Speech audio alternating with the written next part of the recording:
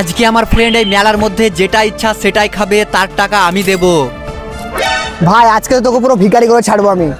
প্রথমেই সে আমাকে নিয়ে চলে এলো একটা স্পেশাল চায়ের দোকানে, আর এখান থেকে একটা গরম গরম তন্দুরি চা নিয়ে সে খেতে শুরু করলো। এই ঠান্ডার মধ্যে একে গরম গরম চাটা খেতে তো বেশ ভালোই লাগলো। ভাই চাটা খেতে কেমন লাগলো? দারুণ লাগলো।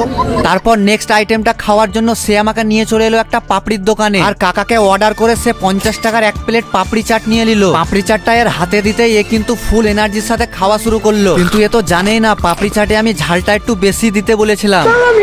তারপর মুখটা ঠান্ডা করার জন্য সে আমাকে নিয়ে চলে এলো একটা ঘুরন্ত আইসক্রিমের কাছে, আর এই জিনিসটা এ যখনই খেতে গেল এর চামচে তো উঠলোই না, তাই চামচ টামচ বাদ দিয়ে নিজের হাতেই খাওয়া শুরু করলো। একে খাওয়াতে খাওয়াতে আমার পকেট থেকে নিয়ে পুরো মেলা ফাঁকা হয়ে গেল, কিন্তু এখনো পর্যন্ত এর পেট ভরলো না। তারপর সে হাঁটতে হাঁটতে আমাকে নিয়ে চলে এলো একটা বড় সড়ো দোকানে, আর টেবিলে বসতেই সে কিন্তু অর্ডার করে এক প্লেট মোমো নিয়ে নিল, আর এই জিনিসটা খেতে কিন্তু একে বেশ ভালোই লাগলো। ভাই তুই আর কিছু খাবি?